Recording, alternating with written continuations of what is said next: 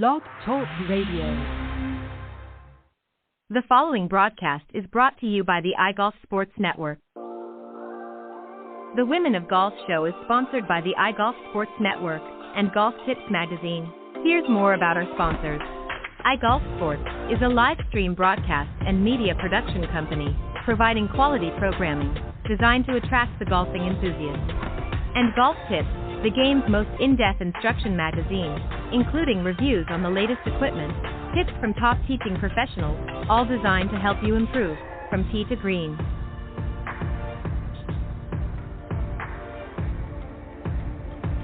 Good morning. Welcome to the Women of Golf, the #1 women's golf show around the world, with hosts Ted Odorico and Cindy Miller. Join them as they interview some of the best players from the Symetra, LPGA, and Legends Tour, and so many others, helping to elevate women's golf. So without further ado, here are your hosts, Ted and Cindy. All right, good morning, everybody, and once again, welcome to the Women of Golf show. I'm your host, Ted Odorico, and normally joining me this morning would be my good friend and co-host, LPGA professional Cindy Miller, but she is actually mid-flight on her way to another great destination. I don't know where she's headed to. We'll talk to her next week when she comes back, but find out where she was and why she was absent this week. But so I'm batching it, as they say, here on the show this morning, so I hope you'll join in anyways. But we got a great show for you this morning. We're going to be joined here in just a moment by a very energetic young lady, Prima Thammaraks.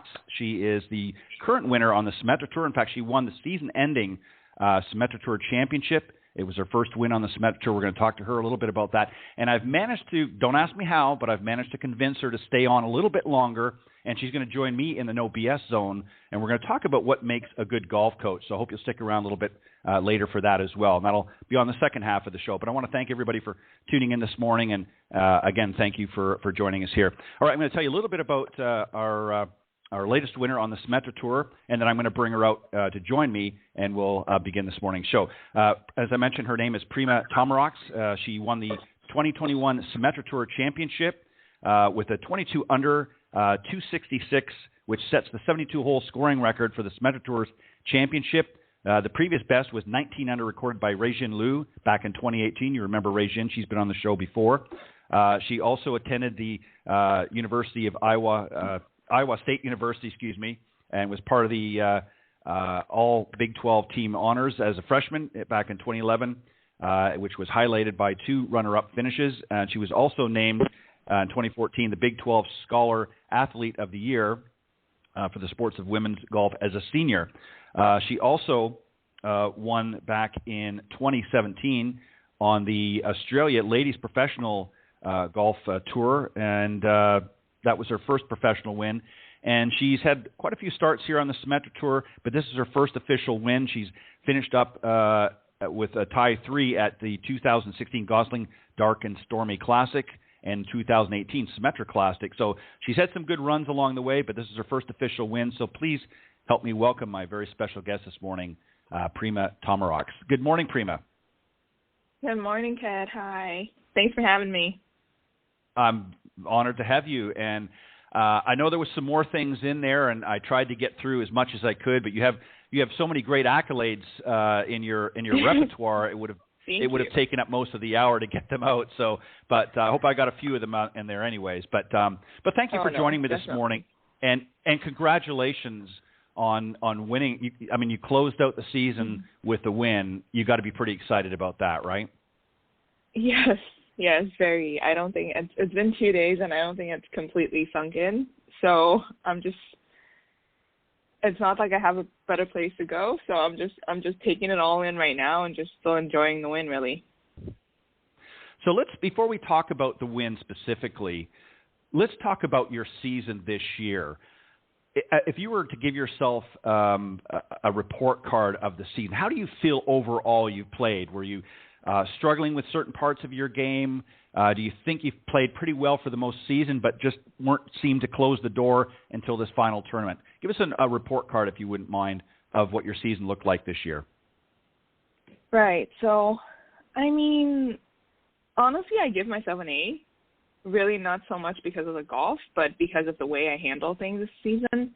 The things that I did not do so well, I managed to improve quite a bit, and I was very patient with myself, and I was really my head was always in a good space, just focusing on the growth and the process of things. So I think in that aspect, I would really give myself an A for this season. It's been a hard season. Like, we play so many tournaments, so there's obviously going to be up and down with the golf. But, I stuck through it, and I think the win in the last event really showed that I was doing the right thing, being patient and persevere. So I would give myself an A for that. Well, and I think that's a very honest and I think a great assessment. So let's break it down a little bit. What were some of the things, this year you said there were some things in the past that obviously you struggled with a little bit, but you managed to get your head in a good place, and that's extremely important because I think as a professional golfer, you're going to have ups and downs with your play, with the actual golf itself. There's going to be some days where you're going to hit some great shots. There's going to be days where, not so good shots. What was some of the areas in your game that really you were struggling with, but you came to terms with this year? So I think growing up, my swing has always been in a good place.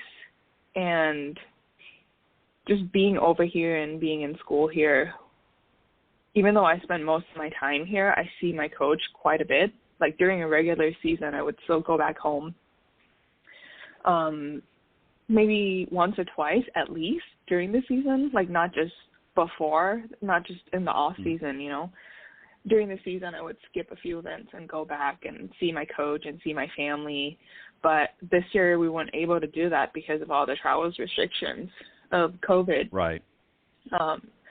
So my whole team, like my coach, my fitness training, and my family, they're all back home.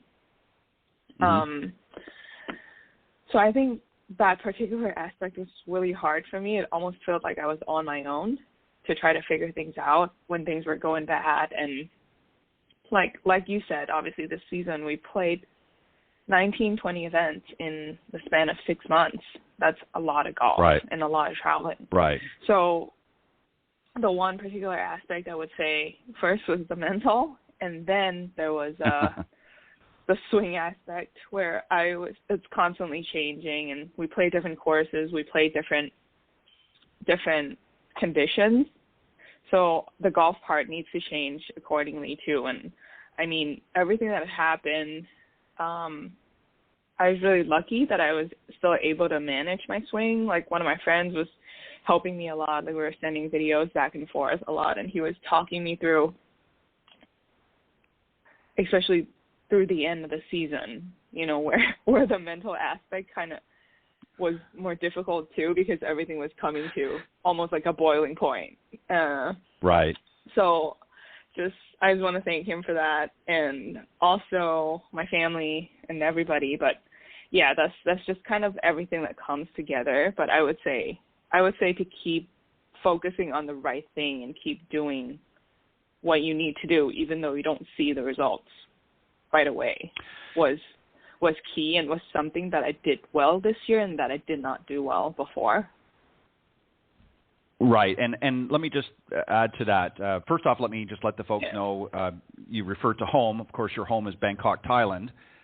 Yes. And again, obviously, with the restrictions, it's obviously has been very difficult. So I know, being over here in the U.S., as much as you're over here to have, work in your career and develop your game, it can be very challenging when you don't have family right close by that you can, after the weekend before you start the next event or on a break, you can easily have access to. So I imagine, I don't know what your situation was, but you probably had a few Zoom calls or Google Meets or what have you with family and friends and things back home just to be able to help have that connection and emails and phones and whatnot. It can be very difficult. And I don't think the average golfer or even consumer out there fully understands what you ladies go through week in, week out, because you're traveling, as you said, all the time. Again, you're cramming 19, 20 events in 6 months. Right. You had a few breaks this year.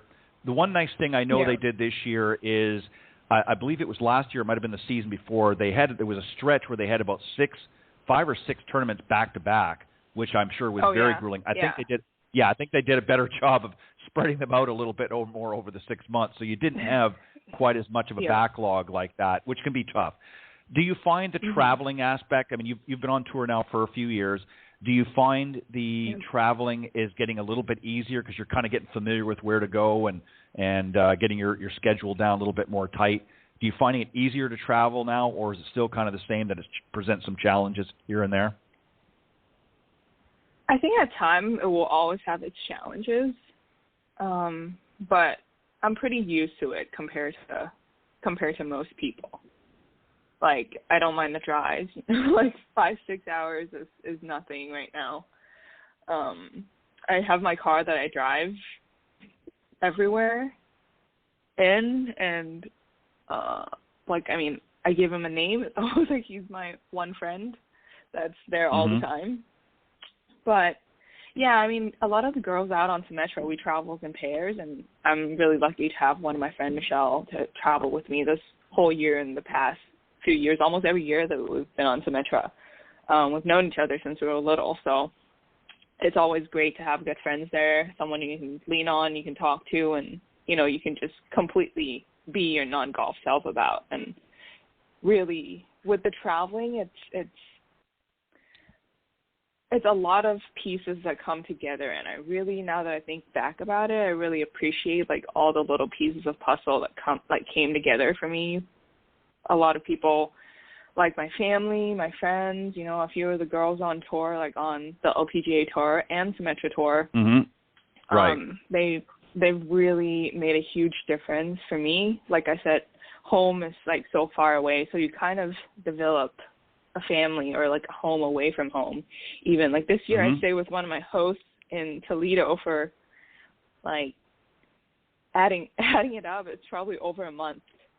Yeah, the times that we spent in their home. Yeah, they really took us in, and we've really gone close to them. And yeah, so that's really cool too. And also my good friends on the LPGA area, Moria, Wishani, you know, we're all staying at their place in Orlando, and they really took us in. Their mom is like my mom. She's always checking in, and we're always encouraging each other. So that's also a huge plus. Well, and it's good that you have somebody that you can travel with. You know, I always worry, you know, every week when we're talking to you young ladies, and I hear about some of them driving, and some fly and some do a little both. But, you know, I always think to myself, it's funny, and I kid you not, you know, sometimes when I'm driving on one of the interstates and, you know, I'll see, you know, a young girl traveling by herself that's passing me by, and I'm always thinking to myself, I wonder if she's going to a Symetra Tour event or an LPGA, you know, or something like that.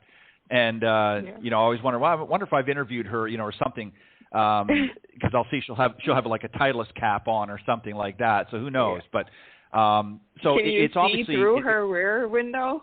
If you can see through her rear window, it's probably not Symetra, because our car is usually fully packed if we're doing long drives. Well, my sure, you know, because obviously with a lot of cars there's a lot of tinted windows, but my sure telltale sign is if I see the back end of the car is sitting lower than the front end, then I know she's got a lot of stuff packed in there, and a few suitcases, Matt, for sure. But, you know, it's good that you have somebody, because I always worry about that. I know it sounds kind of silly, but I do worry about that, because with so much going on and so many dangers out there, you know, with you gals traveling by yourself like that. So I'm glad that most of you, or a good many of you, are smart and say, hey, let's buddy up. And obviously it helps to share expenses too, but that's smart to be able to do that, so you've got somebody there just in case. But so let's talk about the event. So you come into the tournament last week, this past weekend, of course. And how did you feel coming into the event? This is the last one of the year. You hadn't won yet out on the Symetra, and you hadn't won this season, of course. Were you feeling really confident in your game? What part of your game was really did you notice that came through for you this tournament? What was really the strong part of your game that came through?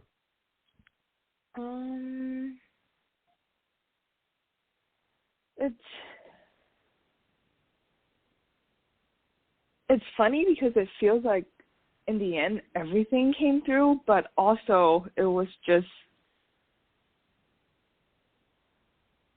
like letting go and caring less, if that makes sense, you know? Mm-hmm. We had, building up to the last event, we had 4 weeks in a row, and I had mixed feelings. People who talk to me, like, they know I was under so much stress at one time, and I'm fine the next day. So I was going through a lot of mood swings during, especially this last 4 events, because it's a lot of traveling. Like, so I drove up. What Symetra tries to do usually is to make sure it's a little bit easier for us. They try to plan things en route so we can play or we can drive to each tournament. Mm-hmm. But I did not realize how far some of the drive was in this last 4 weeks. But I was already stuck with my car out there, and I have to drive it back down to Florida anyway. So, I mean, that was one of the aspects I knew was coming and I wasn't looking forward to was the long drive and the tournament being started on Thursday. Like, usually the tournament starts on Friday, which give us an extra day to travel and rest. But the last 2 events, which feature some of the longer drives, that starts Thursday. So I think coming into the 4 weeks, knowing exactly what I had to go through, I was not looking forward to it. Like, I knew I was going to be drenched mentally and that I was under stress to perform. So in the beginning, I was really stressed. But I talked to a lot of people. I reached out to a lot of people, and they kind of calmed me down and managed me through the first few. And so after I did the first 2, I was like, okay, I can do this. You know, we're halfway. We're almost done. But again, like with the golf, it almost feels like I was really close. Like our first tournament during the 4-week stretch was in Alabama.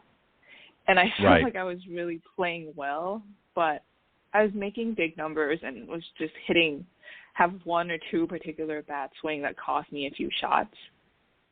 I made the cut, but I feel like I could play a lot better. I like that course, you know, and I was just kind of sad that the tournament got cut short into just a 2-day event.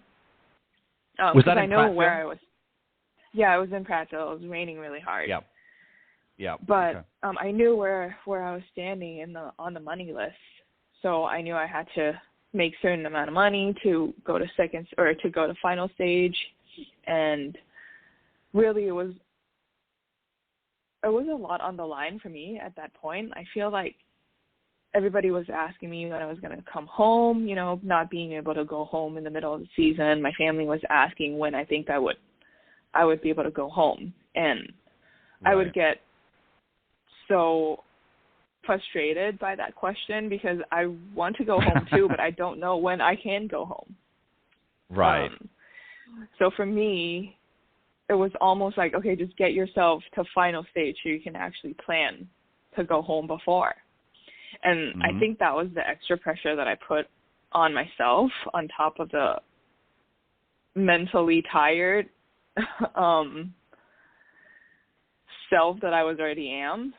So I didn't perform that well in the first few events. But the thing that I knew was that I was close. Like, even though the scores wasn't showing, like, I knew that I had a chance to go really low, and even condition of the course was different every week. Like, one of the things that was consistent to me is that I always had that constant thought that I knew I could go lower. And I think that was the extra push that I have to kind of continue to focus on the process. Like, if something wasn't good enough, I dig deep and I try to figure out what happened and just try to improve that one aspect little by little for the next week. But yeah, and I think when I came back to Orlando, when I got back from Orlando after the North Carolina event,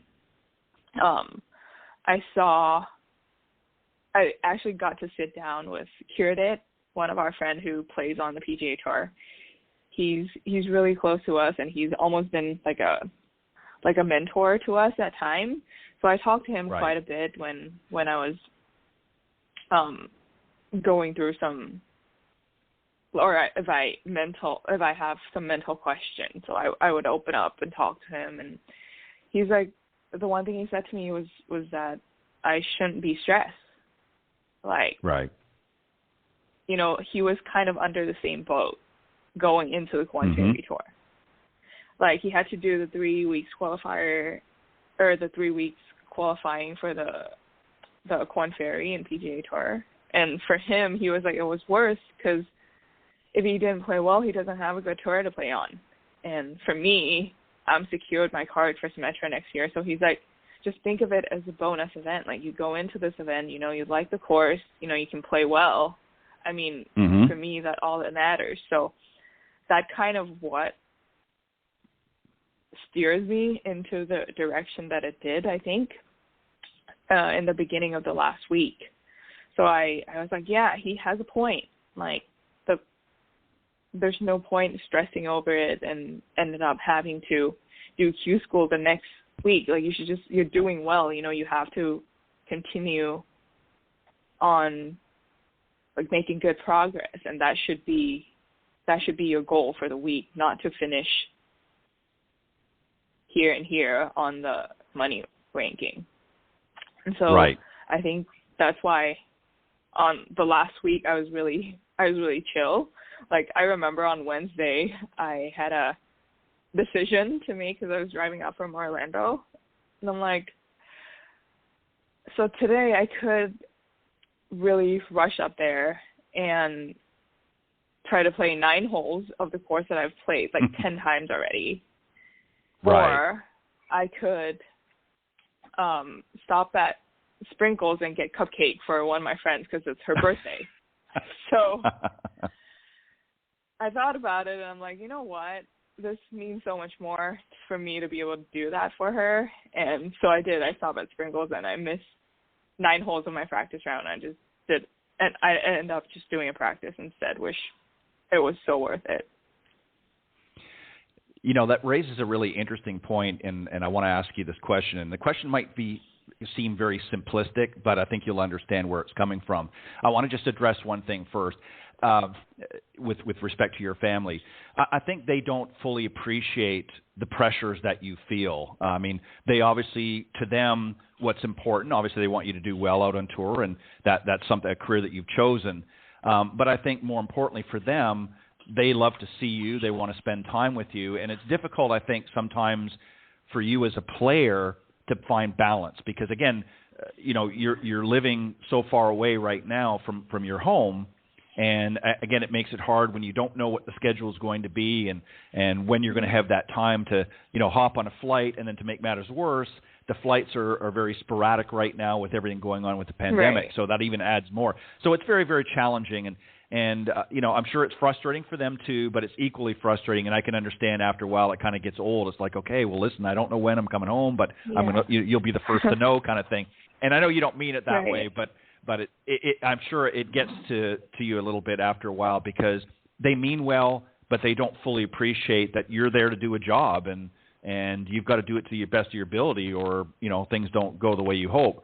I want to ask you something because it was interesting the last couple of comments that you made a conscious decision to say, you know what, yeah, I could zip up the interstate there and get to the course a little bit earlier and get a quick 9 in and work on the game, or I can do something special for a friend.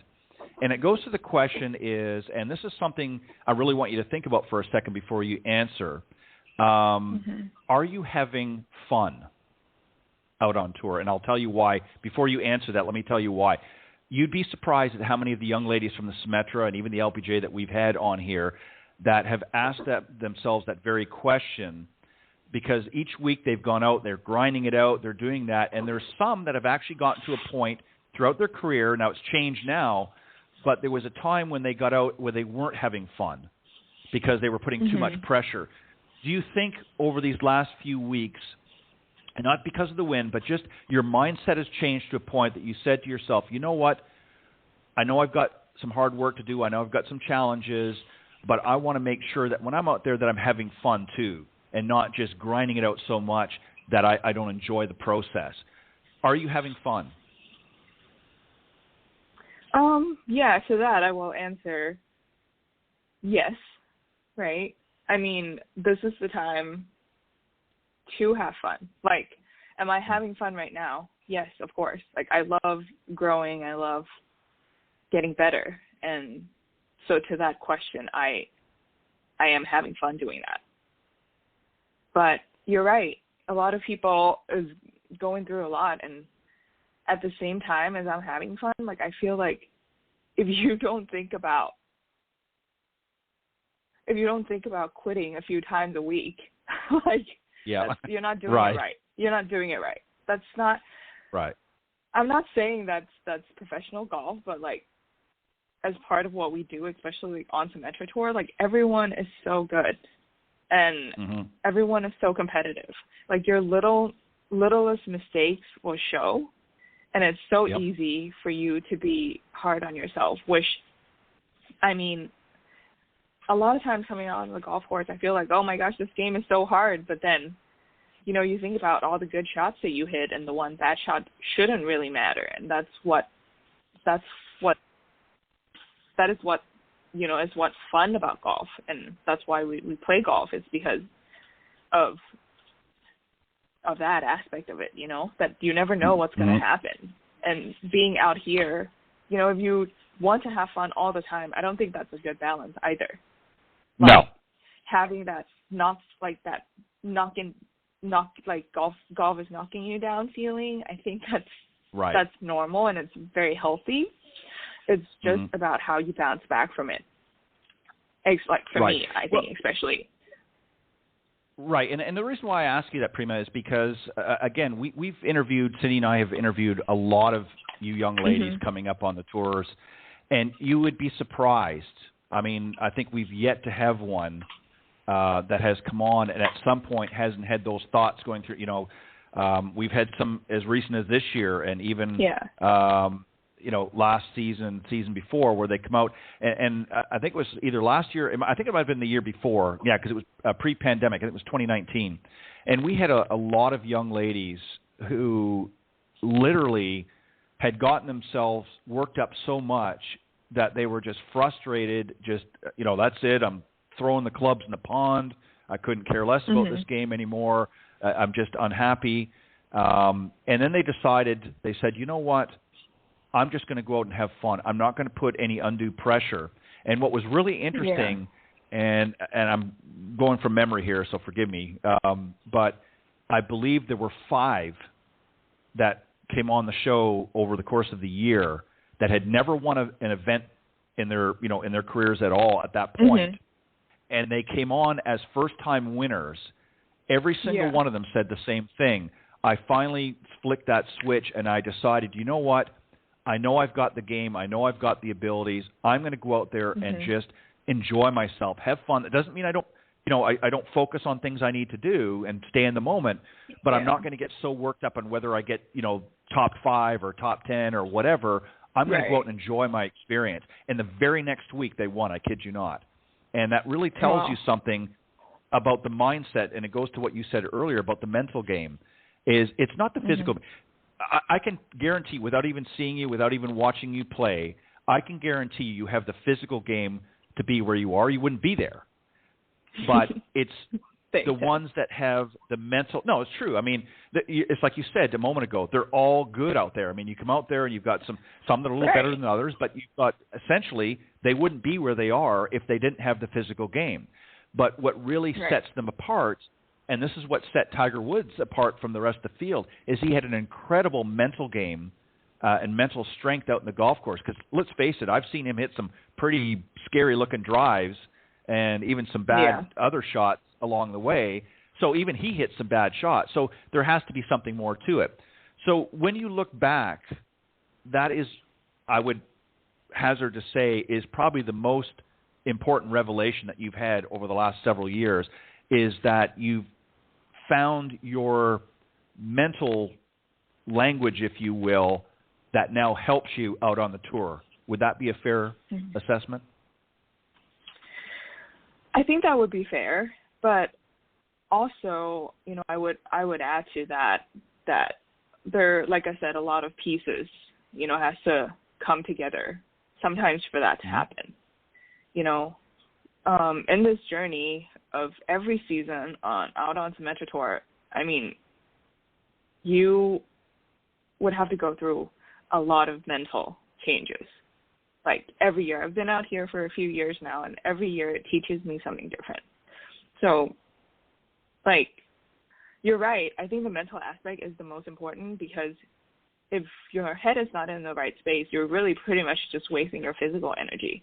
And trust me, we don't have a lot of that right now, especially towards the end of the season. If your head is not in the right space, it's like you've got no chance.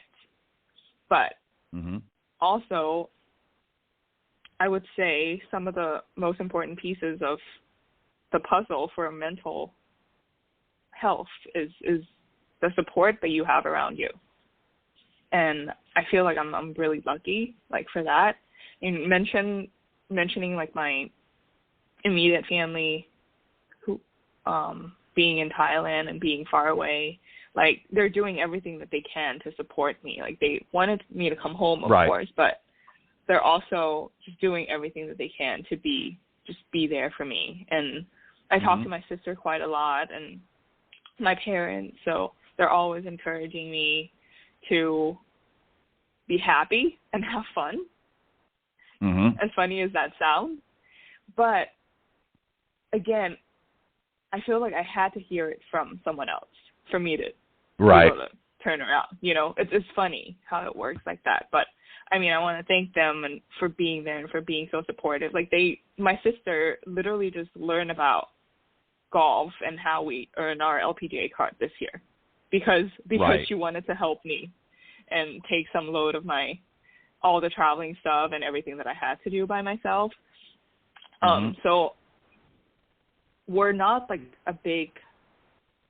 we're not family that grow up to be, or to just do golf, They're just a really regular family, and they're just supporting me as I'm supporting them to be the best version of themselves.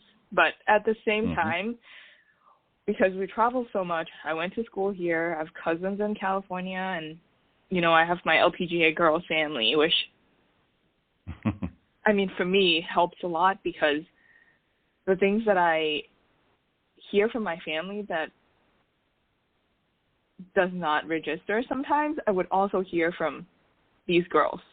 Like my host family, they really brought us in, and even Aria and Moria's family, like, they're like my family here. So even when I'm not back home with my family in Thailand, I feel like because we've traveled so much and we've been to so many places, we meet like so many good people, like, just along the way, and those people became our family. And so does the other girls on tour, who are always encouraging and supporting one another to be better. And you know what? Like, they're the people that understands you the most. Like my friend who I stopped and got the cupcakes for her birthday, like, she was so happy. Like, I feel like that makes me so happy that a round of golf would never do that for me. And look, every time it's tough, you look left and right and you see girls that are going through the exact same thing. And they just want to, if you open up to one of them, like, anyone would understand you and would try to help you through it, even though they're going through it as well. I think that's saying a lot about our sports and how strong we are, like, in that aspect. So for me, the mental game, I think is definitely important, but how you get there, it's like, some people probably know right off the bat, this is not where I want to be mentally, but looking around, like, how can I get to where I want to be? I'm lucky to have all these people that keep staring, pushing, and just, like, trying to get me into the right spot, which I'm really grateful for, and I think that's the most important thing. Well, it's a great support system, and what a lot of people forget too is golf unless you're playing something like a Ryder Cup or a Solheim Cup, is not a team sport. It's an individual sport. So you're out there essentially by yourself, and obviously if you've got a caddy, then your caddy's there to be a good sounding board. But essentially you're out there yourself. And I think to answer kind of, not really that they were questions, but to make 2 points real quick about your family, I think people as children, we expect words of encouragement from family, and it's not that we don't believe it, but I don't want to say it's expected, but you anticipate, what are they going to say? I mean, whatever. No, of course they're going to be there. They want, they're going to tell you to be strong and to have fun and whatever. But when you hear it from your peers, particularly from peers or others that can relate to what you're going through, that just reinforces it. It's like a coworker, it's like you're at at the office, and your coworker says, "Hey, Prima, you know what? You did a great job in that presentation last week. You didn't get the sale, but it was still a great presentation, and you're going to get them next time," or something like that. It's going to be encouraging. It's going to be positive, and that's what you do. And when you see, and now what you're going to find yourself doing, which it sounds like you're already doing it, is you're going to see other young ladies like yourself and maybe new players out on tour that are coming up, that maybe haven't had a few years like you do, that they're going to be having some struggles, and you're going to see and recognize those same, looks and same, kicking your toe in the sand, so to speak, and you're going to be able to reach out and give them words of encouragement. So it's kind of like comes full circle. So kudos to you for recognizing that. And I think it's going to help you as you progress through your career. All right, well, we're going to have to shift into the, as they call it, the no BS zone. And we're going to have our discussion now about what makes a good golf coach. But before we do that, so hang tight. We're going to listen to a quick message from one of our advertisers, and I'll be right back with you. So hang tight. The following ad is sponsored by Golf Tips Magazine. Are you tired of being short off the tee? And what about those 3 putts? Forget about it. It's time you got serious about your game. Golf Tips, the most in-depth magazine in the industry. For over 30 years, Golf Tips has delivered expert content such as the latest golf instruction from America's top pros, simple to follow practice and game improvement drills, fitness and mental game tips, equipment, training aids, accessory and apparel reviews, golf destinations and travel tips for every budget, and so much more. Don't miss a single issue. Go to golftipsmag.com and subscribe today. All right, welcome back to the Women of Golf, and I'm here with my very special guest, Prima Thammaraks, the winner of the 2021 Symetra Tour Championship. She helped close out the season. What better way to do that than with a win? And we give our congratulations to her once again. She's now going to enter the no BS zone, which Cindy would normally help me with, but she's agreed to stick around for a little bit longer and answer some questions and help me sort of unpack, if you will, what makes a good golf coach. And you being a player, as I mentioned to you, Prima, welcome back. Yeah. We're going to kind of get your perspective from a player's, and obviously I'm a teacher professional and coach, so I'm going to tackle it from that end. So the first one, really, one of the common traits to be a good coach, I think, is a great communicator. And I think you would agree with that. You have a coach back home. And I think what I mean by that is not just, speaking one particular language or another, but communicating when you're working through the process of understanding your golf swing and understanding your needs as a professional golfer. You want to have somebody that is able to communicate the various things that you need to know. And also, I would add a good listener, is to be able to listen to some of the concerns and some of the issues that you want to get across to them. So there's got to be a good flow of communication between you and your coach. Would you agree that that makes a good coach? And just let me know your thoughts.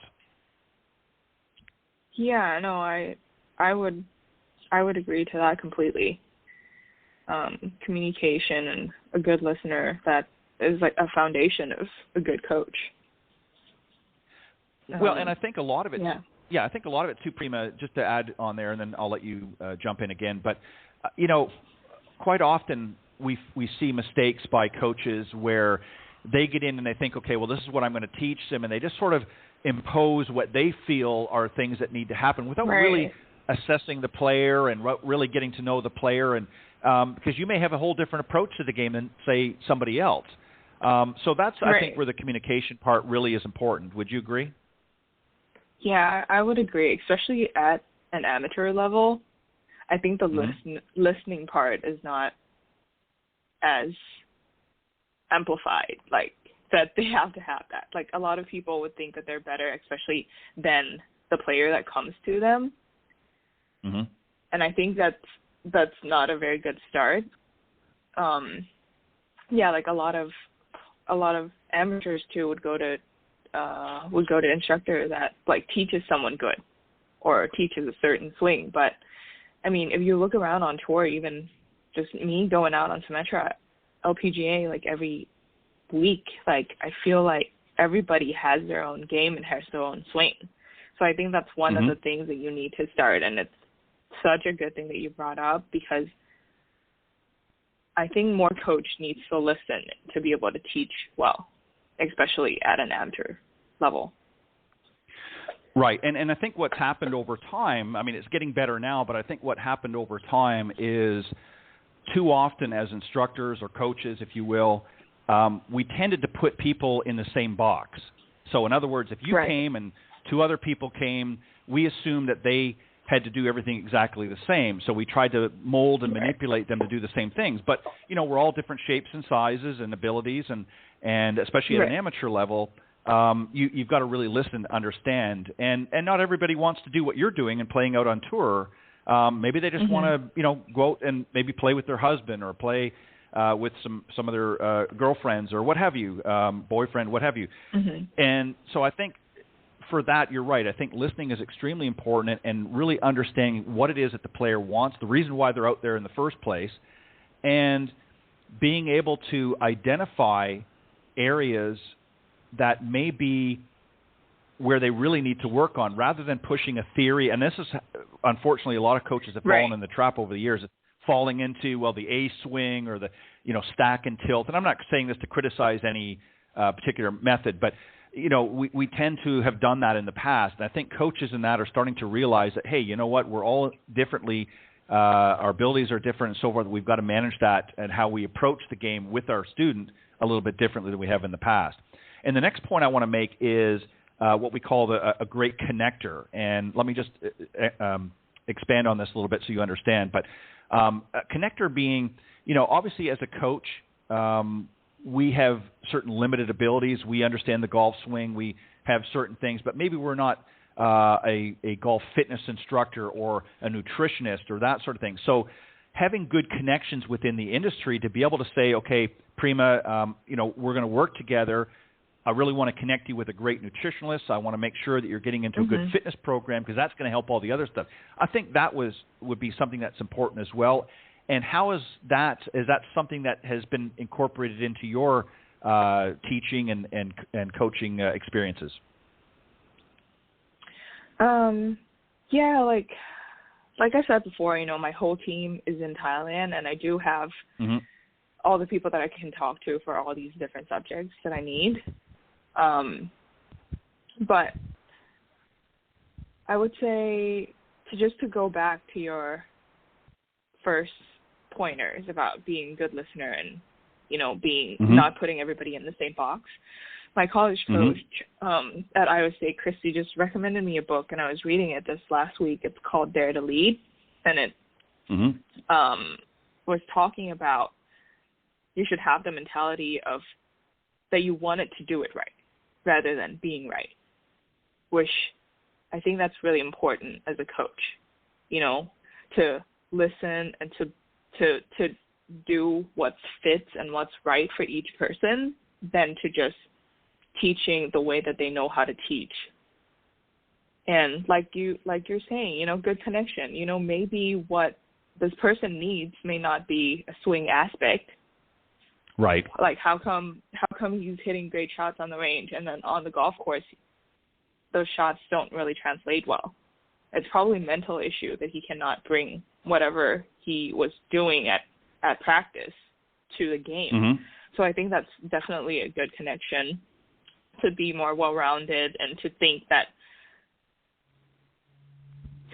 like, what does this person need? Like, you don't have to come to the rescue like all the time. You know, sometimes you can say, hey, your swing is great. You know, are you sure Yep. you're getting enough rest? Are you sure you're getting enough Yep. like, good food? You know, so I think that's important too, and it goes right back to the point that you just made about having good connections.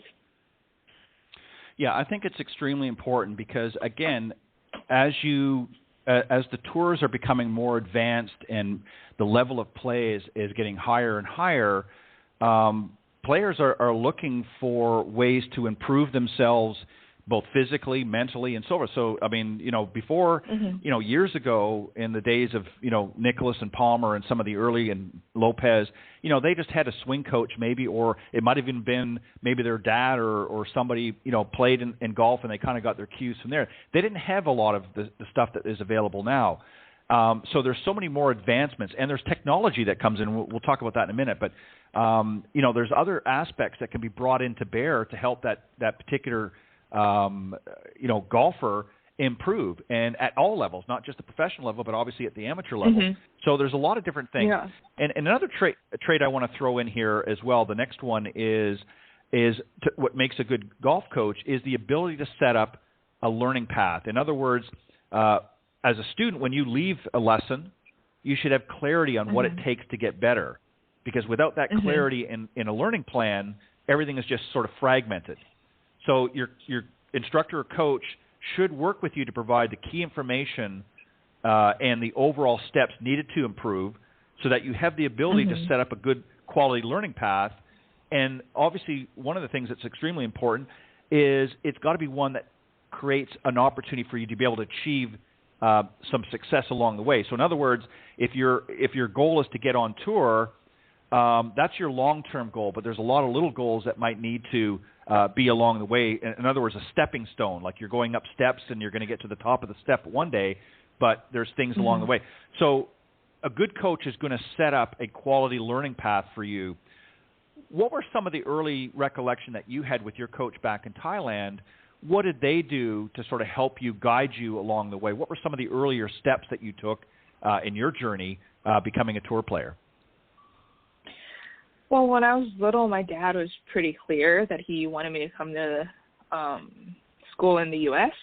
so I can play. I love like team sports, and it's one of the best opportunity to play for a team or play golf as a team. So I knew that was one of the things we wanted to do, and so that became like a goal for us. And we literally sat down with him and my coach. The three of us just talk about what our goals are. Our goals is to develop my swing into one that would be good to play professional, and definitely good enough to play college golf. You know, but it was clear to both of them that my swing coach at that time, he was talking to my dad, and he's like, I'm going to build a swing that's good enough for her to play professional. But the decision to play professional or not, it's going to be up to her, and there's nothing we can do about that.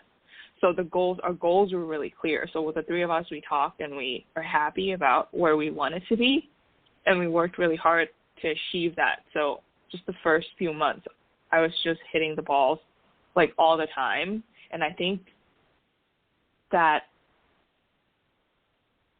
particular move to really give me a strong foundation on my swing really got me through my whole amateur career, because once I came here, you know, and he was still in Thailand, it was really hard to communicate if he doesn't know my swing in and out, or if he didn't teach me how to learn or notice all these little things in my swing and be able to try to fix it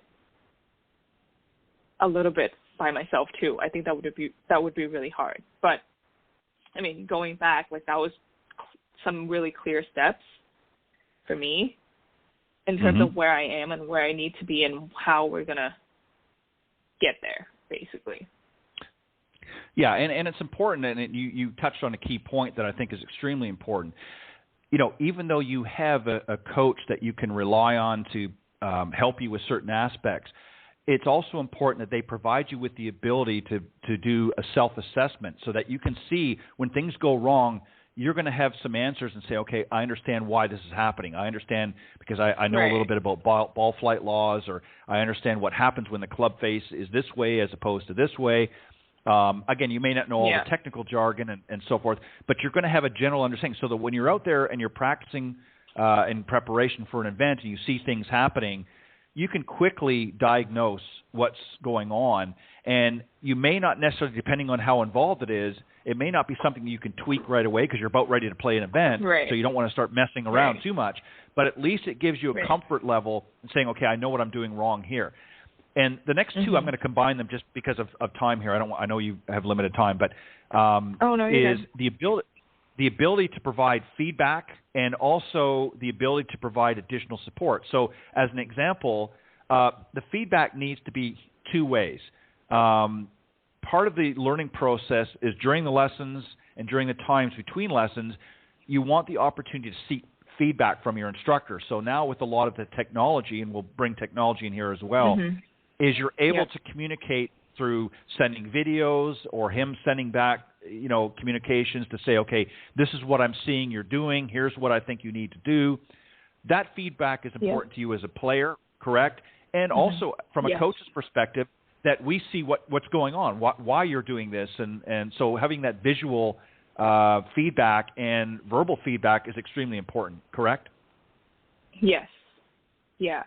I mean, I think technology definitely helped in my case, especially. Like, if we don't have the technology that we do now, it'd be really hard to communicate throughout, like, my whole career, like, even up until this day. But I used to send videos back to my coach all the time. And, because he's coached me for 13 years since I was little, like, it was easy because he sees this little piece, and if I can get a good video and a slow-mo, he could see it right away, and he would give me feedback, and then we would just work on what he said, like almost exactly like what you just said. But really the last three traits, I feel like it just goes back to communication, to just sit down and talk and achieve a common goal of where you want to be. And then really give good feedback and communicate well and adjust to each step. If you're, have a step where you can reevaluate and see if you're heading to the right place or where you want to be still. But yeah. Well, and as an example, if you're working on a swing change, let's say, or you're even building a swing, as you talked about earlier, it's important to have that feedback at the right times, because without that proper feedback, you could be practicing the wrong things and not making the process necessary. So this is where having that back and forth communication, as you just pointed out, is extremely important, and that's what makes a good coach. Because if it's all one-sided, I'm always a firm believer, if my student is not asking questions, then there's one of two possibilities, and it's gauged on how the results. If they're not playing very well or they're not hitting the ball very well and they're not asking me questions, then one of two things is happening. Either there's something I'm not communicating well enough, or they're understanding. They don't know what they're doing. What I'm saying, they understand what I'm saying in a different way because they're not correcting the errors. So it all boils down to me as the coach, is I'm not relaying that information in a way. And if they're not asking questions, then either they're afraid to ask questions because they don't want to seem silly or think it's stupid or whatever. And that's where you start to lose the process. And then after a period of time, they stop coming around because they're more confused now than when they came to see you the first time. So, that's where that comes in. And then lastly, we're going to touch on, and you mentioned this a little bit, is the utilization of technology. There's a lot of technology out there, obviously things like TrackMan and FlightScope and all these things, but there's a lot of mobile launch monitors now that can give you a lot of the same information. So I don't know whether you use that technology yourself, when you're by yourself, I don't know if you have that on an app. I mean, there's so many apps available now that you can take to the golf course, to the practice tee when you're by yourself. Do you use some of that technology yourself, and do you find that it helps you a lot reinforce some of the things that you're working on? So when I'm home, usually I would work with the GC quad a lot. But I do a lot of indoor practicing, actually, like a crazy amount. But I've only used the mobile one once, and it's giving some good information, because like sometimes when you are practicing, you just need to know how far it lands, and what's the total distance, what's the carry distance that's good for practicing wedges and hitting a pro shot. So it's really easy to not having to carry like the TrackMan or even the GC quad like with you, to have all these mobile apps. But technology definitely like come around, coming from me, who have a coach that lives on the other side of the world. Like we wouldn't have been able to make it work if we're just talking on the phone and explaining to him what happened. Well, and that's where an online golf lesson comes in, and that's why, again, that's another thing that's become very, very important now because of that very thing. I mean, you're on one side of the globe, he's on another side of the globe, and yeah, you can certainly get on the phone and or some other technology and have a conversation, but having those visual cues as well, so that again you can send certain information, visual information to him, he can assess it and then send whatever back. There may be even a visual communication where you're having, and I don't know how you set things up, but many of them now are doing it where they're actually out on the range and their coach is called in on a Skype or what have you, and are actually able to have a two-way conversation, not just verbally, but visually. So he can actually see in real time what you're doing and give pointers. So, technology is a great thing, but it also has to be put in its proper place. You can't rely solely on technology either. You've got to sort of look at it from a standpoint. It's there to help you and help to point out areas that maybe normally would be difficult to see, but not get so caught up in the numbers that it's confusing you at times. Do you understand what I'm saying? Right. Yeah. So you got to have a good balance, like everything else in life. If you're giving too much information, you're probably overwhelming your students, or if you're not giving any information, the students probably don't know what to do either. So again, going back to the communication and having common goals. Yeah. Yeah. Well, and that's why that was the number one. Communication is, in anything in life, is so important. I think if, this is where, unfortunately, we go awry so many times in the world is poor communication. Is we're not, somebody says something and it's misunderstood, or it's not, or it's confused, or the translation wasn't correct, and people are scratching their head and say, well, wait a minute, did you just say that, or are you calling me that, or whatever? Having that, and obviously we're talking about golf. I'm just, kidding a little bit, but you get the point. And I think the listeners understand that as well, is communication between a coach, instructor, and their student is extremely important. And as a student, from a student's perspective, you've also got to communicate. You can't just leave it all up to, you can't just show up at the lesson and have your coach just ramble on about different things, and you just sit there like a church mouse and don't respond. You've got to engage as well, and you cannot be afraid. There is no question that is silly. There's no question that's stupid. All questions are important, and all questions deserve an answer. And we can't help you if we don't know what's going on, because we can't, unfortunately right now, maybe one day we will, we can't read minds. So we have to be able to, which is probably a good thing, but we have to be able to understand what you're thinking. And if you're confused about something, I think, I mean, I'm sure there were times when your coach was telling you things very early on in the process that you were maybe a little bit confused, but he went over it and he said, okay, here's what I'm talking about, Prima, blah, blah, blah. Oh, yeah, okay, now I get it, right? And once you get it, then it takes you to another level, right? Yeah, definitely. I mean, I would say, Ted, my coach at Iowa State, Christy, who, I mean, I've gotten so close with her, and she's like a family to me. I still talk to her a lot, even, 6 years after I graduated.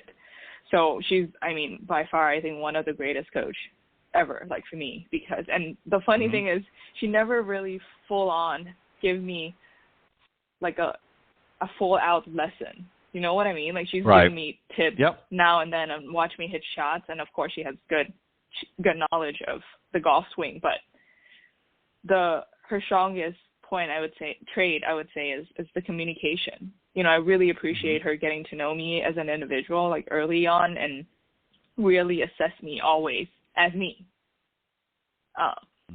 You know, like, she could be talking to my teammates and telling her to do one thing and then telling me to confidently to do the opposite thing, which I really appreciate that. And the other thing is that I think she creates a really good environment for us to ask questions and to feel safe, which is exactly what you are talking about just now.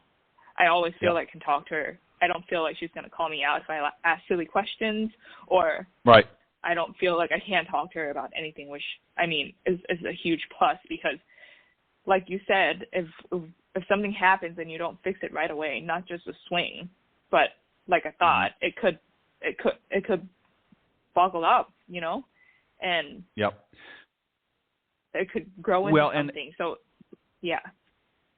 Well, and she was very smart, because something that you just said is that even though there were other team members there, she might tell one or two one thing because it applied to them, but it didn't necessarily apply to you. And that's the sign of a good coach, because if she had in fact just come out and said, okay, girls, I want you all to do this, and maybe it didn't apply to each and every one of you the same, then that just adds to the confusion.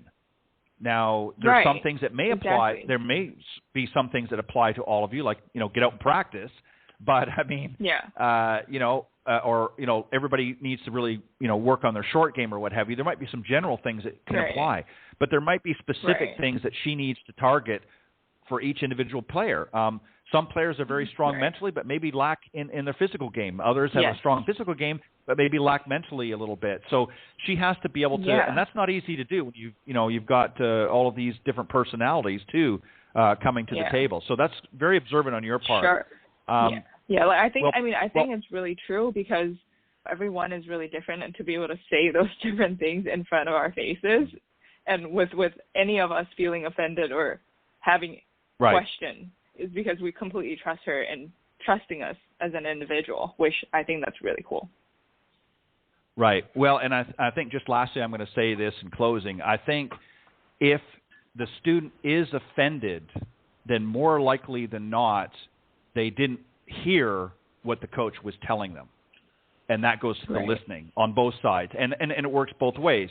If the coach, you know, is scratching their head, then, again, there's a breakdown in communication. So that's why it's important to be honest with one another and you know, get your points together. And it's okay to disagree with your coach, to say, you know what, I don't agree with this, or get them to explain why it's important, so that you understand why those changes need to be made. Because sometimes we come in there with a little bit of an ego and we say to ourselves, you know, I know what I'm doing here. But sometimes you need that outside perspective to shine a light on areas that maybe are not as solid as you thought they were before you get it. So, again, it goes back to communications, and I think you've done a great job in communicating some of those points with me here on the No BS Zone. So I want to thank you, Prima, for joining me. Thanks, Ted. And I want to wish you congratulations again on your win. What a super way to close out.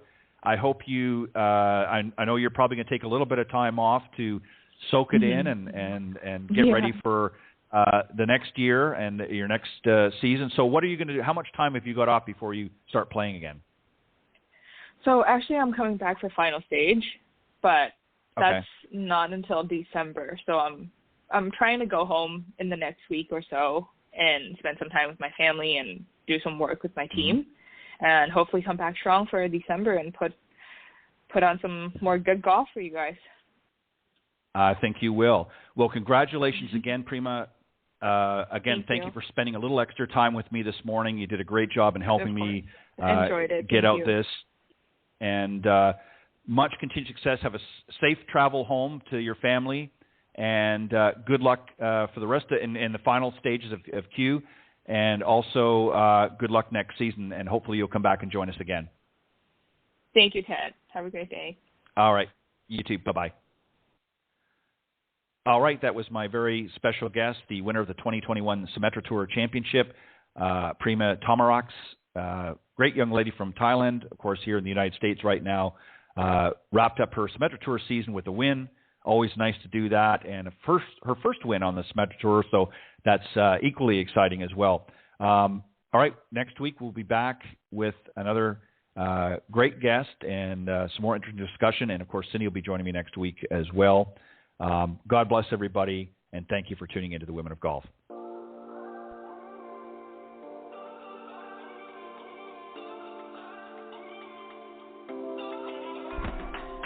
Thank you for joining us. We hope you enjoyed listening to this week's Women of Golf show. Ted and Cindy wish to thank this week's special guests. Remember to join them every Tuesday from 9 to 10 a.m. Eastern here on the iGolf Sports Network or on any of these social media platforms, iTunes, Stitcher, TuneIn, CastBox, TalkStream Live, and of course Spotify. To get updates on the show, you can follow the Women of Golf's Facebook page at www.facebook.com/Women of Golf. This has been a production of the iGolf Sports Network.